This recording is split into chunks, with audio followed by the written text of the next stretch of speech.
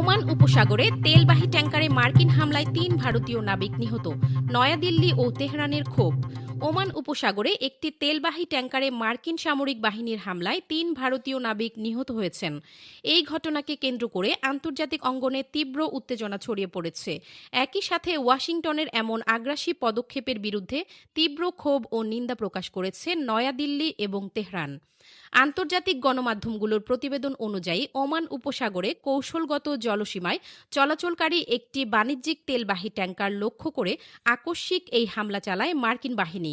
হামলায় ট্যাঙ্কারটি মারাত্মকভাবে ক্ষতিগ্রস্ত হয় এবং অনাকাঙ্ক্ষিতভাবে প্রাণ হারান কর্মরত ৩ ভারতীয় ক্রু সদস্য। ঘটনার পরপরই ভারত সরকারের পক্ষ থেকে কড়া প্রতিক্রিয়া জানানো হয়েছে। নয়াদিল্লি এই ঘটনাকে অত্যন্ত দুঃখজনক এবং আন্তর্জাতিক সমুদ্রসীমায় বেসামরিক নাগরিকদের নিরাপত্তার চরম লঙ্ঘন বলে অভিহিত করেছে।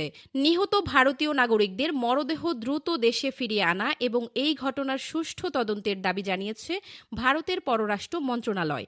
এদিকে হামলার ঘটনায় তীব্র ক্ষোভ ও নিন্দা প্রকাশ করেছে ইরানও।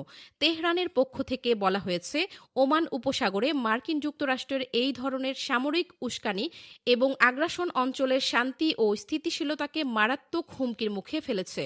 মধ্যপ্রাচ্যের এই গুরুত্বপূর্ণ জ্বালানি সরবরাহ রুটে ওয়াশিংটনের এমন বেপরোয়া আচরণ কোনোভাবেই গ্রহণযোগ্য নয় বলে হুঁশিয়ারি দিয়েছে ইরান সরকার। বিশ্লেষকরা মনে করছেন, এই ঘটনাকে কেন্দ্র করে ওয়াশিংটনের সাথে নয়াদিল্লি এবং তেহরানের কূটনৈতিক সম্পর্কে নতুন করে বড় ধরনের টানাপোড়েন তৈরি হতে পারে।